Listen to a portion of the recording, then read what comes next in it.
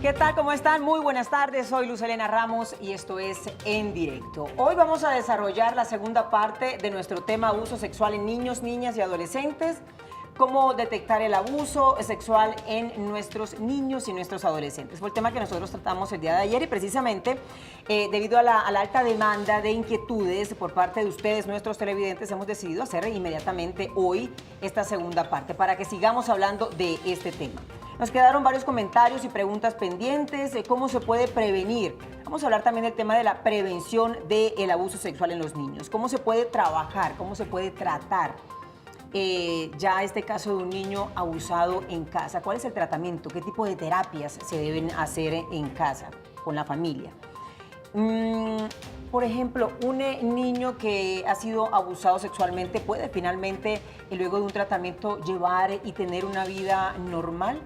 Eso lo vamos a hablar hoy. ¿Cómo también podemos abordar estos temas de abuso, de diferentes tipos de abuso y violencia sexual con nuestros niños, con nuestros hijos en casa? ¿Cómo se debe tratar, hablar este tema con la familia? De eso vamos a hablar el día de hoy aquí en directo de Canal Capital, y para conversar sobre este tema nuevamente nos acompañan hoy Luisa Pardo. Ella es psicóloga y especialista en psicología clínica del área andina, y Sonia León Castro. Ella es magíster en salud colectiva, investigadora también y docente en el área de la salud de las mujeres de la Fundación Universitaria del área andina. Las dos nuevamente, gracias, bienvenidas. Gracias. Bienvenidas otra vez.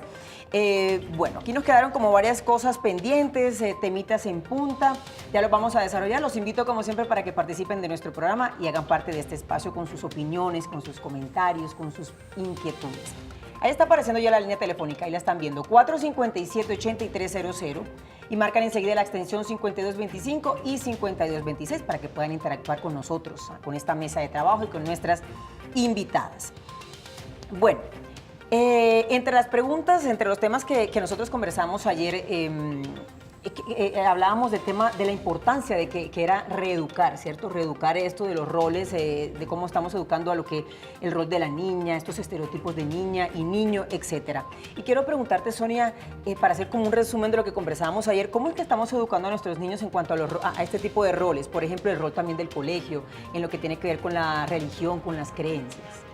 Estos temas de abuso, de violencia, de violación, no son exclusivos ni de un sector ni del individuo, sino que son de un colectivo.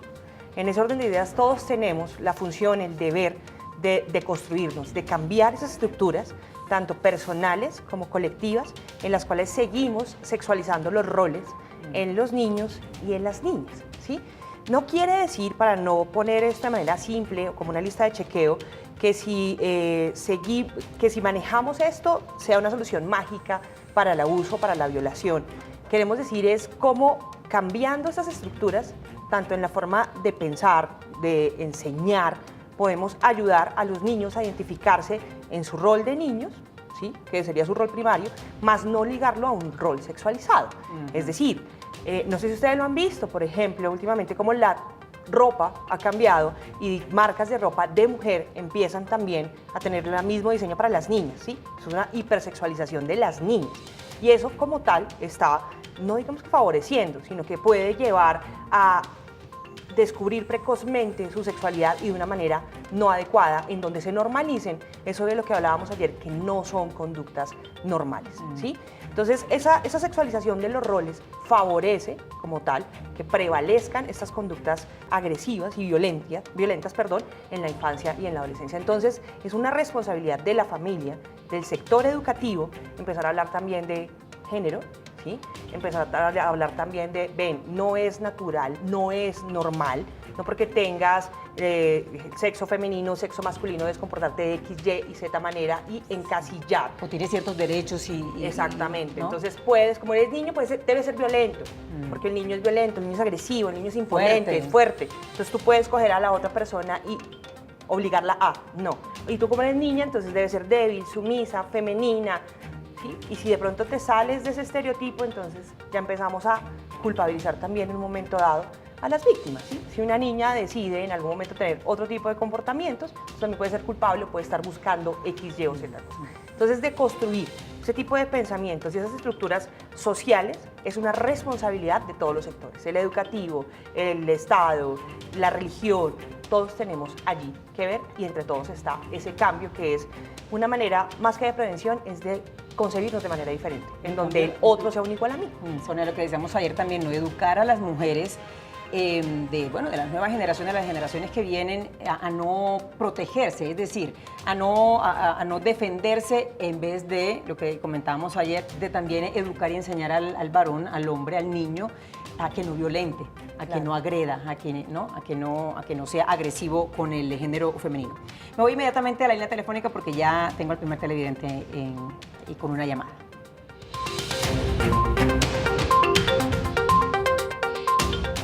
Hola Jorge, ¿qué tal? Buenas, ¿cómo estás? Muy bien, cuéntanos. Pues a mí me gustaría investigar, o sea, que se investigara un poco más de por qué una persona, hombre o mujer, llega a la situación de abusar sexualmente de un niño o de una niña, porque pues fundamentalmente uno busca como el castigo, ¿no? Pero es como llegando a qué hicimos mal como sociedad, cómo en la familia, en su entorno de niño, qué hubo de... ¿Qué hicimos mal en su educación para que como adulto venga a cometer un abuso sexual con un niño, ¿no?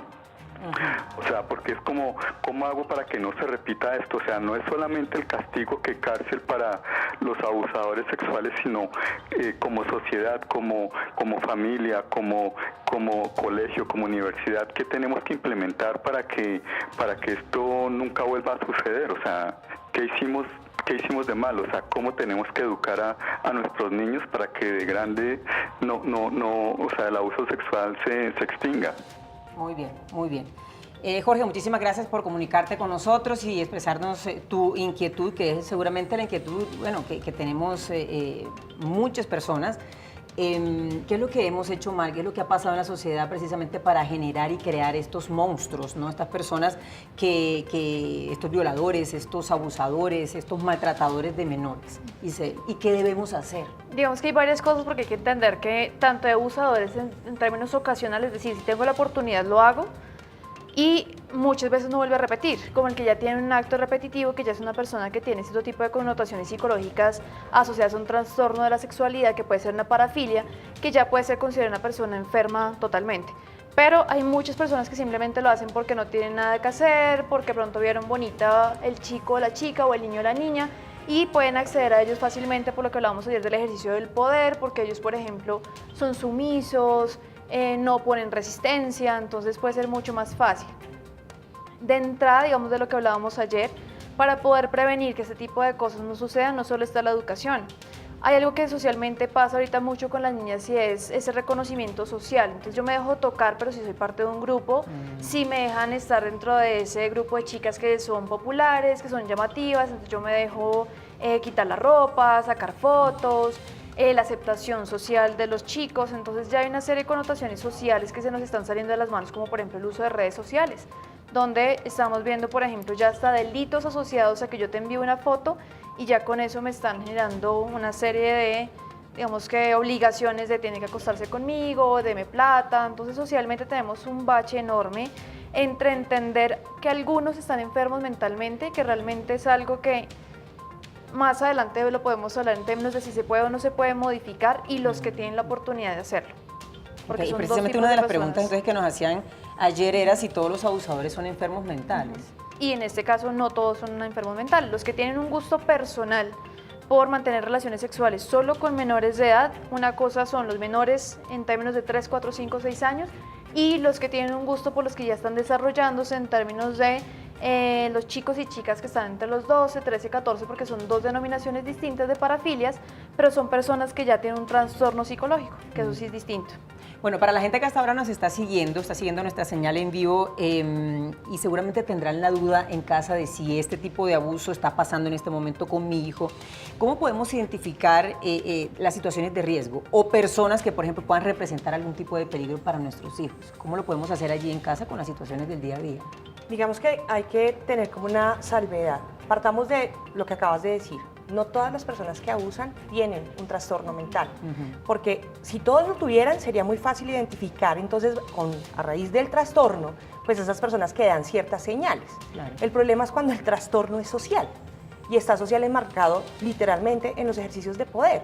Entonces ahí ya te queda un poco más difícil hacer una lista de quiénes serían los que ponen en riesgo a la infancia, porque básicamente el riesgo está inmerso en la sociedad. Entonces sería muy interesante que uno pudiera decir, mira, para prevenir y para que no vuelva a pasar, tendrías que hacer esto, pero sería una responsabilidad netamente en los términos individuales y casi que recayendo en la familia, cuando realmente tenemos una responsabilidad más grande como sociedad. Entonces no dejemos de ver que evidentemente hay casos de trastornos mentales, pero que tenemos que atacar unas estructuras claras, grandes, como son esos ejercicios de poder, como es el machismo, como es seguir viendo un mundo a través de los ojos de los hombres, que eso se llama antocentrismo, y tenemos que transformar ese tipo de estructuras. ¿Para qué? Para que realmente podamos comprender que son casos concretos los de trastornos mentales y aparte de todo la ley no se vaya por allí, ¿cierto?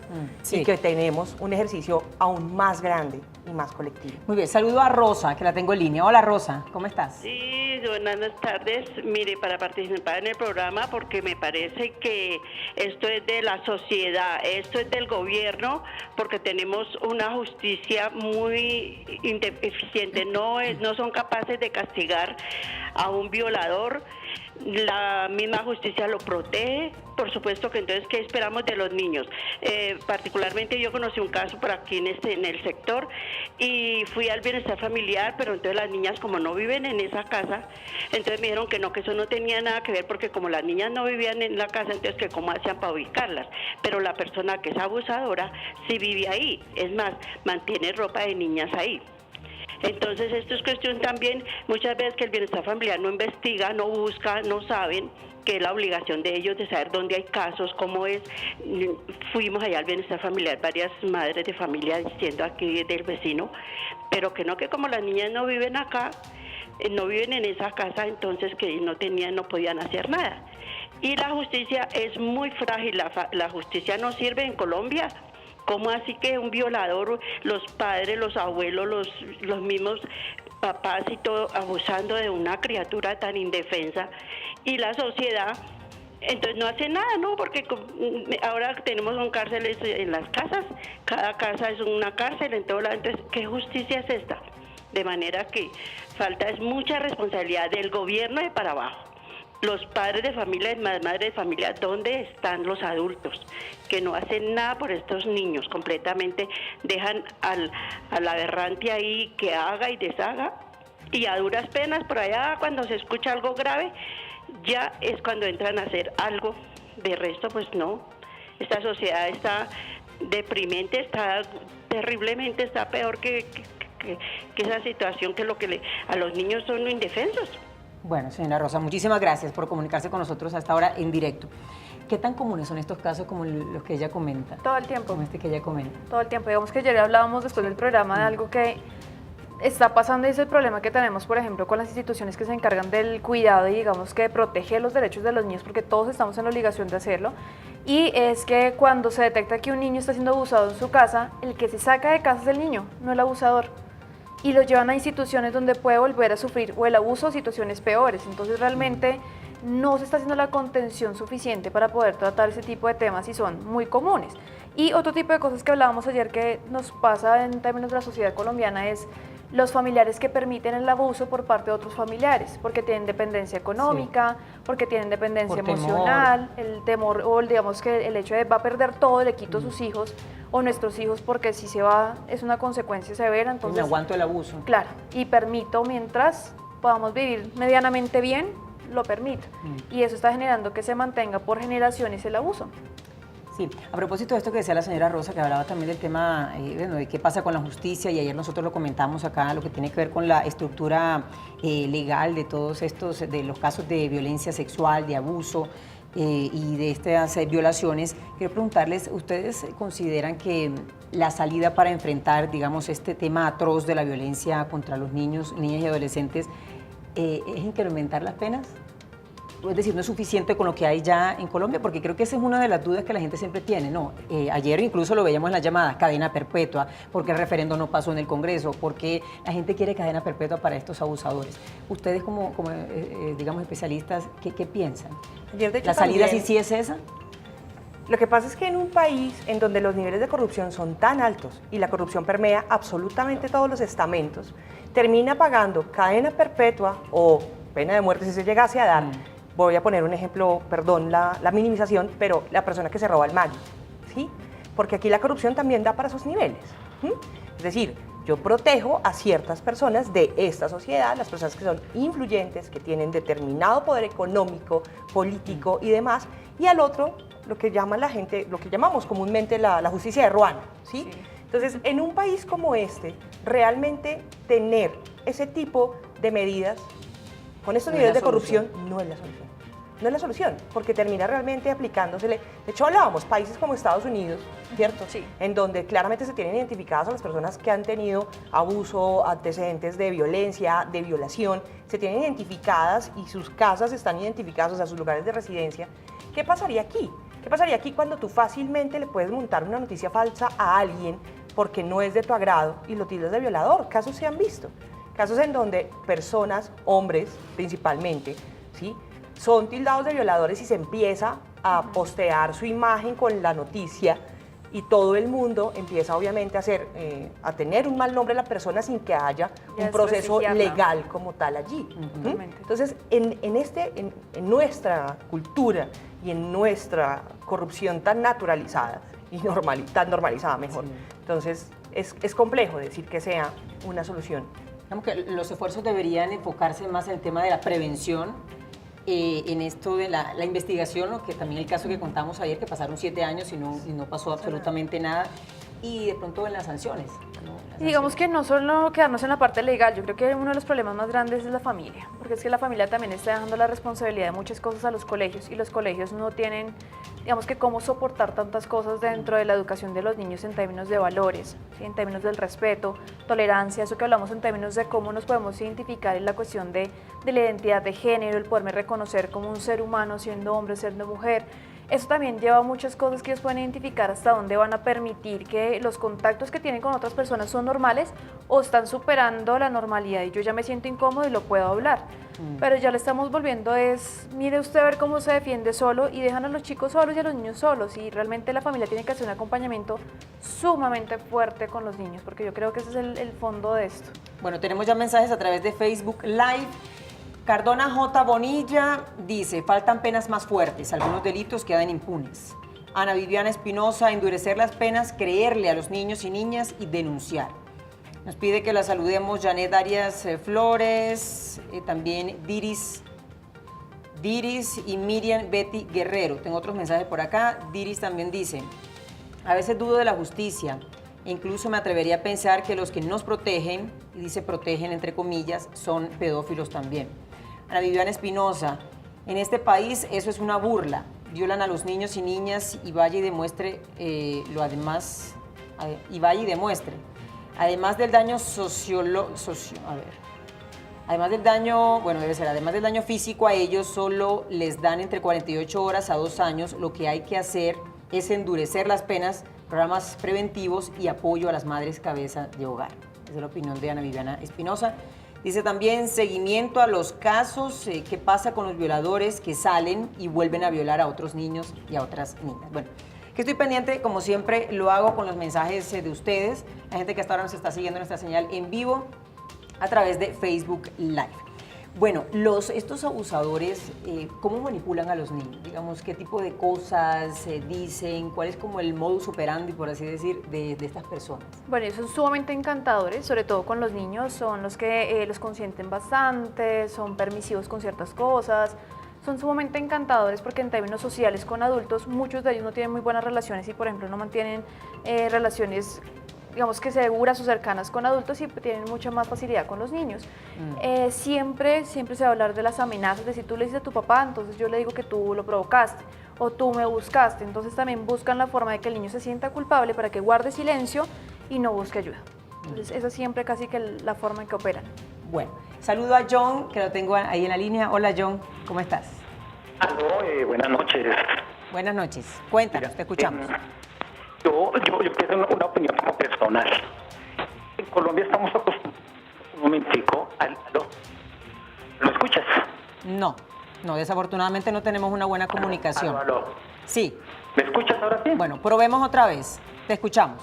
¿Aló? Sí, te escuchamos, cuéntanos. Bueno, buenas noches. Mira, yo pienso que es un punto de vista muy personal. El tema nos han enseñado a nosotros los medios de comunicación el tema de tolerancia, que en algunas ocasiones trasciende esa tolerancia a aguantar. Yo tolero una pequeña cosa, pero como enseñan la tolerancia, tolero otra pequeña cosa y esto va generando un efecto dominó, donde en los niños se respetan frecuentemente estos niños y se vulneran y la gente trasciende de tolerar a aguantar. No más falta ver en las calles, cuando tú vas en el carro, cuando vas con las personas en el andén, la gente ve que un niño, una niña va pasando y le echan pito, le echan el carro textualmente por encima. Mira cómo empezamos a vulnerar unos derechos tan pequeñitos como el derecho, o sea, que no son pequeñitos, son grandes, pero empezamos a tolerar una cosa, eso tolera otra, y yo pienso que se genera un efecto dominó, donde una cosa lleva a otra, y hasta que cae la última ficha. Sucede que la última ficha viene a ser muchas veces el abuso sexual de los niños. Toleramos, mal utilizada la palabra desde el punto de vista, porque a veces trascendemos de tolerar a aguantar, y pienso que debemos establecer esta dicotomía. No necesitamos esperar que un niño y chica decimos, sí, que pena de muerte, que todo eso. Pero mira que esas pequeñas acciones no son sancionadas. Mira que no son punitivas en absoluto. Ahora sí estamos viendo algo con el tema del Mundial en Rusia. Vemos cómo el solo hecho de echar un piropo a una persona es castigado. Pero el castigo tiene que ser social. Lo que pasa es que esperamos que la policía, que el juez haga algo, pero nosotros realmente castigamos esas conductas o las premiamos. Cuando vemos ciertos videos musicales, ¿sí?, donde evidentemente los niños son puestos, las mujeres por debajeada en estos videos, y tú vas a los colegios, en los momentos en que son las clausuras o las fechas especiales, ponen a niños a bailar. Ese tema de perdón, no sé si se utiliza el término bien, pero se llama perreo, por ejemplo. Ponen en una clausura un niño de 8 años a hacer esos bailes que son eróticos, que todo el mundo los aplaude. Son cosas que desde mi punto de vista, como socialmente debemos, insisto, sí, es adecuado. Muy bien, muy bien. John, muchísimas gracias por comunicarte con nosotros y manifestarnos tu opinión. Sonia, ¿querías decir algo? Sí, hay 3 cosas ahí. Con lo del baile, por ejemplo, que es la última, eso hace parte de esa hipersexualización, ¿sí? Es decir, hay que poner unos límites claramente en el desarrollo de una infancia.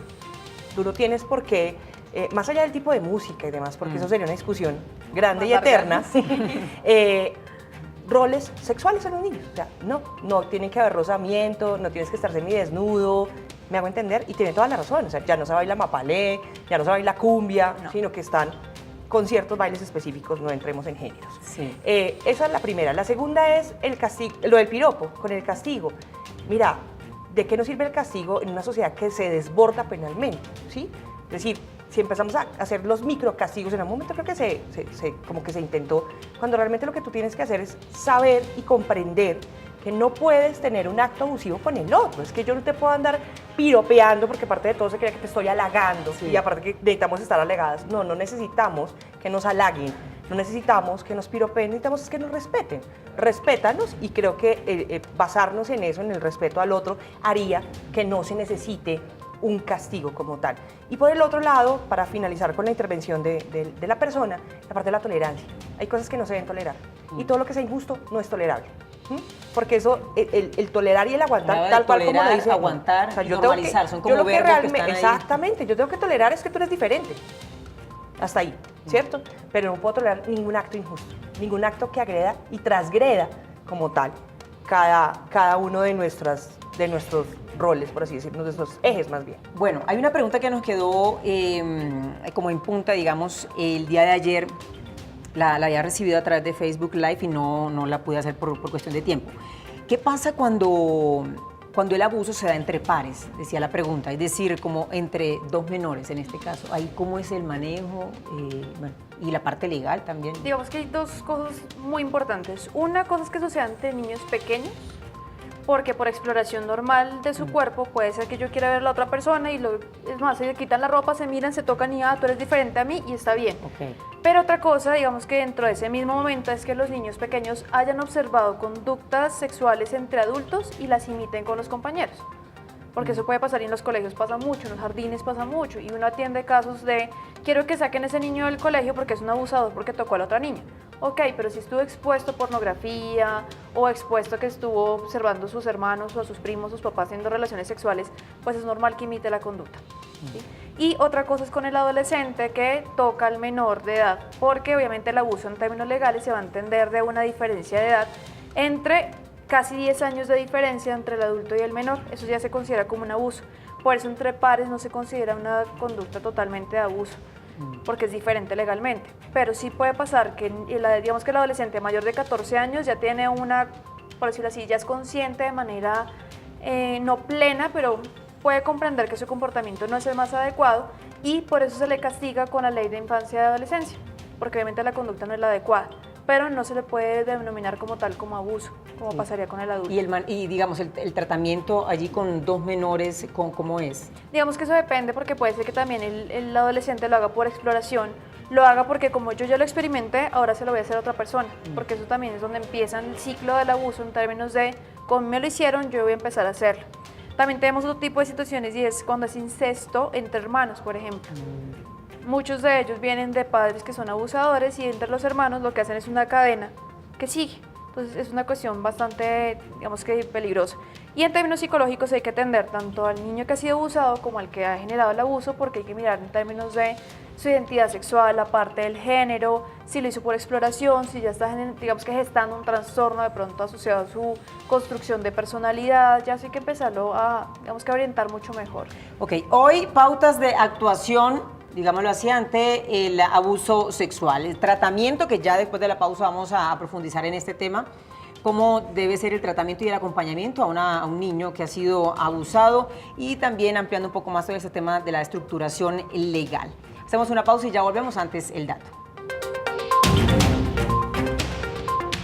Nuestro dato del día es esta frase, oigan bien, las intensas campañas, esto lo comentamos hace un momento, las intensas campañas contra la violencia doméstica, la violación, el acoso sexual y la falta de equidad en las escuelas con demasiada frecuencia dependen de una imagen precisamente de la mujer como la mujer débil y la mujer víctima. Esto lo dijo Catherine Dunn, que ella es una escritora estadounidense. Nos vamos al corte y ya regresamos.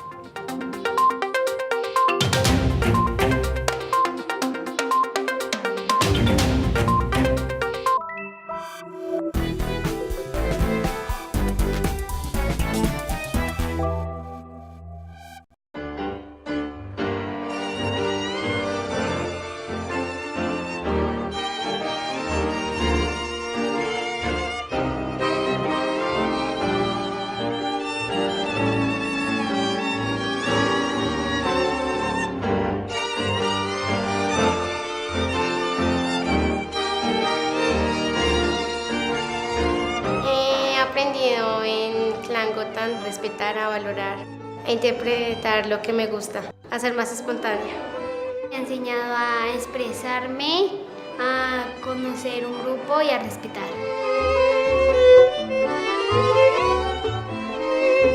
Mi nombre es Juan Diego García Pinzón, tengo 9 años y me gusta bailar tango. Mi nombre es María Paula García Pinzón, tengo 11 años y me gusta bailar tango. Yo bailo tango porque me gusta. El tango es una manera muy linda de expresar y me gusta cómo es la música y las salsadas. Nosotros bailamos hace 3 años.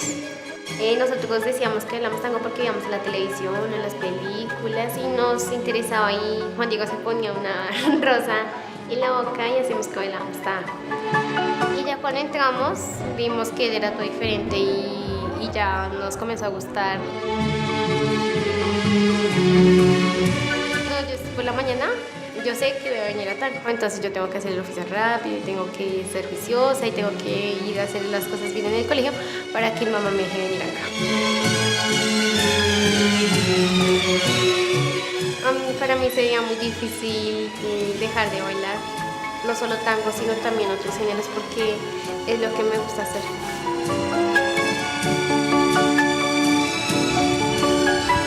Dios lo bendiga. Ya vi que Dios te acompañe. Ya vi una presentación. Te va por ahí. Lo que yo saco cuando bailo tango es la alegría, demuestro que estoy feliz, que me gusta. Al saber que la gente le está gustando, le está llamando la atención, que nosotros estemos bailando este género y tan chiquitos.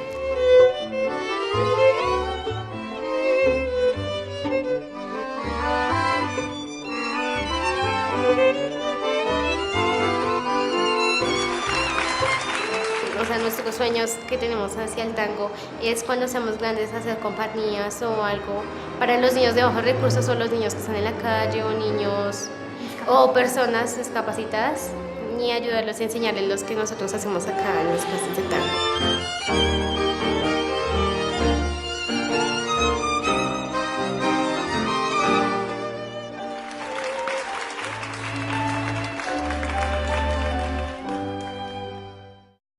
Este programa es patrocinado por Azúcar Manuelita, que refina el mejor azúcar del país.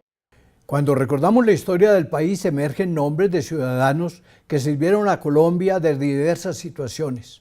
Los descubridores, los fundadores de ciudades, los aborígenes que plantaron en esta tierra su amor por la naturaleza, los gobernantes que marcaron derroteros, los próceres de la independencia, escritores, periodistas, lingüistas, poetas, misioneros, educadores, científicos, artistas, religiosos, todos aportaron un ladrillo en la construcción de la patria. Todos brindaron la mano para que en Colombia haya progreso, bienestar, paz. Dios haya bendecido a todos esos que construyeron al país. Dios los haya bendecido y los tenga en paz, y a nosotros nos dé imitarlos y seguir su ejemplo. Dios mío, en tus manos colocamos este día que ya pasó y la noche que llega.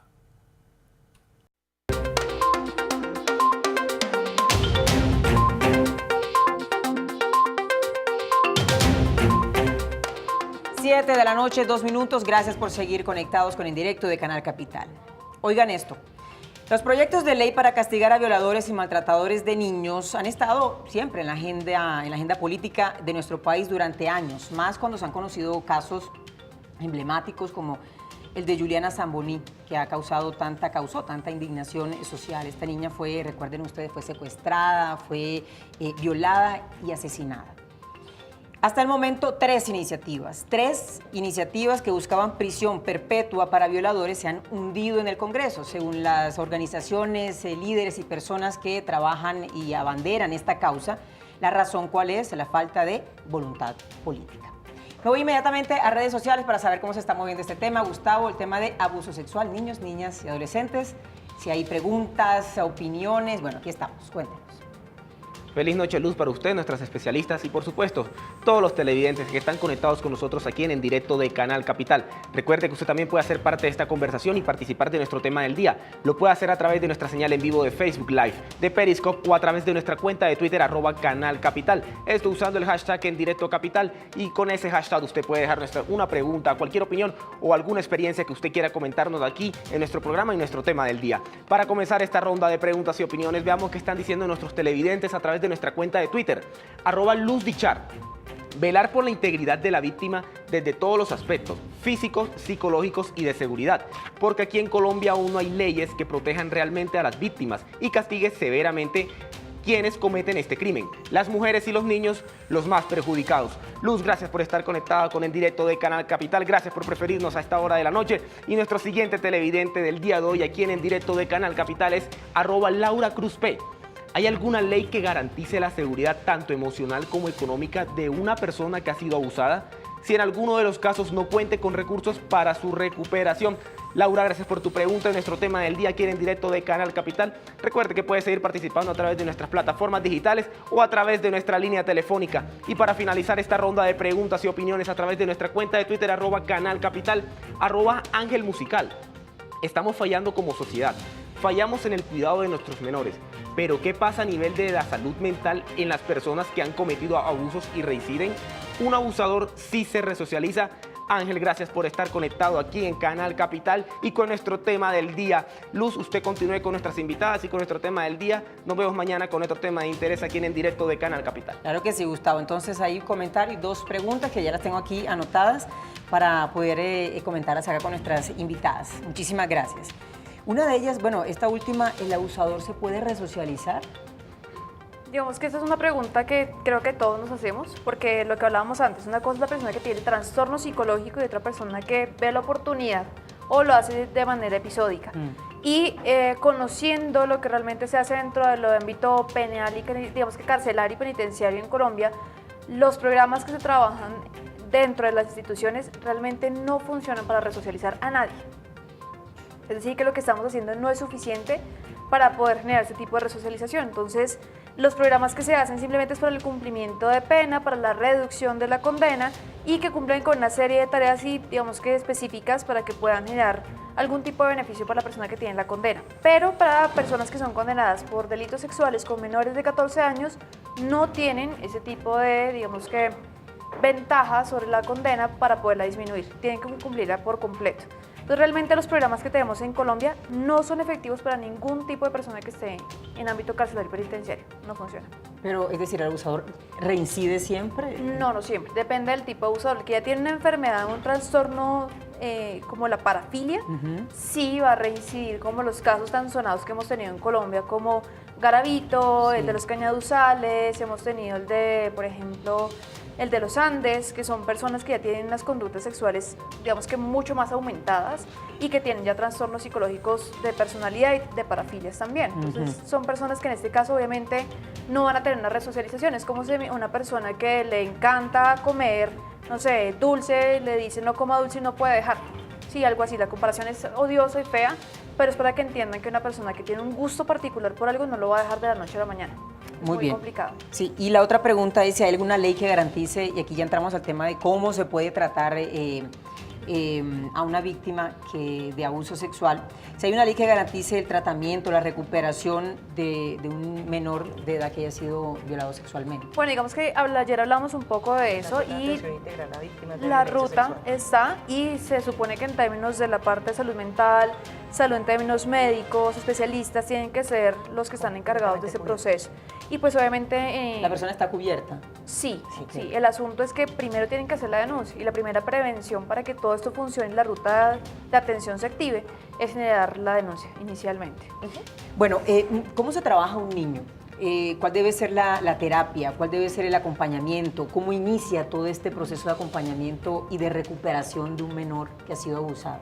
Bueno, digamos que eso también depende del enfoque del psicólogo, digamos en este caso que trabajamos terapéuticamente, porque obviamente algo que es súper importante mencionar dentro de la parte clínica de los que trabajamos en esto es tener mucho cuidado porque el abuso sexual es uno de los tipos de eventos que pueden ser crónicos, es decir, que puede pasar durante mucho tiempo y en muchas veces, es decir, que se repite en el tiempo. Y esto puede generar connotaciones psicológicas a futuro sumamente graves. La idea es que el psicólogo no le permita al paciente, en este caso, reexperimentar toda la sintomatología cada vez que tengan una sesión, porque la idea es que pueda superar esos eventos pues con el tiempo. Se habla, por ejemplo, con los niños de terapia de juego, toda la parte del reconocimiento emocional, algo que hablábamos ahora y que ayer de pronto no mencionamos, y es el sentimiento de culpabilidad del niño por sentir placer. Si a ti te toca una zona sexual que es erógena, pues vas a sentir placer, vas a sentir culpa y dolor. El volver a reconectarse con esa parte sexual de puedes volver a sentir placer, tus emociones, que te guste, sin necesidad de sentirte culpable, porque eso te puede generar otro abuso a futuro, es importantísimo. Porque cuando son adultos, por ejemplo, las mujeres que han sido abusadas sexualmente, que pasa más en este caso mujeres que en hombres, cuando mantienen una relación sexual, por ejemplo, con su pareja, no pueden mantenerla. Nomás el tener cerca a la persona ya les genera tensión, les da miedo, susto, no pueden mantener relaciones sexuales y pues eso obviamente es parte de una vida pues normal de una persona. Entonces el hecho de que se puedan reconocer su cuerpo, conocerlo, el tener reconocimiento de qué les gusta, qué no les gusta, la cercanía que pueden tener con otras personas. Eso es lo que empezamos a trabajar en términos de un tratamiento psicológico y pues obviamente requerimos el acompañamiento de la familia. A propósito de eso que estás diciendo, ¿qué otro tipo de consecuencias, aparte de, bueno, de mantener, sostener sus relaciones sexuales con su pareja, qué otro tipo de efectos a futuro tiene la persona que ha sido abusada, Por sea ejemplo, de niño o de adolescente? Sí, y hasta de adulto también puede pasar, ideación suicida, pasa mucho, hasta la ejecución, es decir, tener un intento suicida y realmente pues que se consuma. Por ejemplo, las relaciones interpersonales se dañan completamente. Entonces, por ejemplo, si fue abusado de una mujer, prefiero alejarme de las chicas. Si fue un chico, entonces prefiero alejarme de los chicos. Tienen problemas en el trabajo, problemas de comunicación. Algunos, por la experiencia, prefieren tener relaciones sexuales con personas del sexo, de su mismo sexo y no del sexo opuesto, porque por seguridad o por la experiencia vivida prefieren tener relaciones que sean mucho más seguras. En términos de relaciones personales es muy complicado conseguir una pareja, algunos se vuelven muy dominantes, algunos son demasiado no confían sumisos. en ningún hombre, entonces claro, entender una relación difícil. Muchas dificultades. Comunicación de emociones, cero. Entonces el poder expresar si me gusta o no me gusta, me tensiono y no puedo hacerlo. Entonces las consecuencias a futuro son gravísimas para un niño y para un adolescente. Muy bien. Saludo a Luis Hernando, que lo tengo en la línea. Hola Luis, ¿qué tal? Muy buenas noches. Buenas noches. Los llamo desde la ciudad de Reina, siempre veo tu programa. Nosotros vemos que quitamos... ¿Aló? Sí, señor. Aló, vemos que quitamos el velo de la guerra. Y detrás del velo de la guerra habían cosas que hoy nos asustan mucho más. Y eso se llama la descomposición familiar. Y de la descomposición familiar tenemos el caso de los abusos sexuales para con menores. Tenemos la descomposición de los niños que ya hoy a los 10 años roban, matan, quitan. Pero lo que más nos asusta es que si vemos las campañas políticas del día de hoy, están centradas en las partes económicas, en otras cosas, pero no en lo prioritario, que es recomponer el tejido social de nuestro país. Y un punto muy central, que es el tejido de nuestros hogares, de la familia, de volver a tener valores dentro de esa familia. No he visto al primer candidato que hable de cómo recomponer la parte social de nuestra familia, los valores de respeto, de amor, de cariño, de apoyarlos en proyectos de vida. Muy bien, creo que tuvimos un inconveniente, pero bueno, le alcanzamos a escuchar el mensaje que nos quiso, bueno, que nos dejó el señor Luis hablando de este tema, la base, la descomposición familiar y el recuperar nuevamente los valores familiares, ¿no? Eso nos permite obviamente enfrentarnos a una sociedad que, bueno, que tiene sus problemas estructurales. ¿Cuánto nos queda, producción? Bueno, entonces tenemos tiempo para una última pregunta. El tema de cómo hablar el abuso sexual en familia, ¿cómo lo podemos abordar en casa? Es decir, hay muchos tabúes, obviamente, de cómo tratar este tema en el entorno familiar. ¿Cómo lo debemos abordar con un niño, obviamente, que es menor de edad? Hay algo importante y es reconocer que en todas las etapas de la vida la sexualidad está implícita, ¿sí? No podemos creer personas asexuales o etapas asexuales, ¿sí? Entonces el niño lo asexuamos y el adulto mayor también lo asexuamos, cuando en todas las etapas de la vida la sexualidad está implícita. Eso, reconocerlo inicialmente es vital. De esta forma empezamos a quitarle el tabú a temas que se deben tratar en cada una de las etapas de la manera en que la etapa del ciclo vital así lo amerite. Es decir, si yo estoy hablando con el niño, el reconocimiento de su cuerpo, el reconocimiento de la exploración, de la diferenciación de los otros cuerpos, tiene que estar implícito. Entonces no es cúbrete, no muestres, no te expongas, es decir, no lo hablo hacia afuera, sino en su entorno, en su casa, sino, ok, listo, ¿qué está pasando con tu exploración? ¿Qué estás sintiendo? ¿Qué estás viviendo? ¿Y por qué lo estás haciendo? Y evidentemente en cada una de las etapas de manera diferente. ¿Por qué? Porque de pronto uniendo un poquito a la intervención anterior, esa parte de los valores familiares que no se vayan a volver en un marco de la moralidad. ¿sí? De tapemos, de no hablemos, de mejor pongámosle el velo negro a este tema para hacer de cuenta que no existe y así evitarlo, porque es completamente contraproducente, ¿sí? Digamos que también hay varias cosas ahí, por ejemplo, las mamás se exaltan mucho cuando un niño de 4 o 5 años, por ejemplo, se masturba y tiene una erección, ¿sí?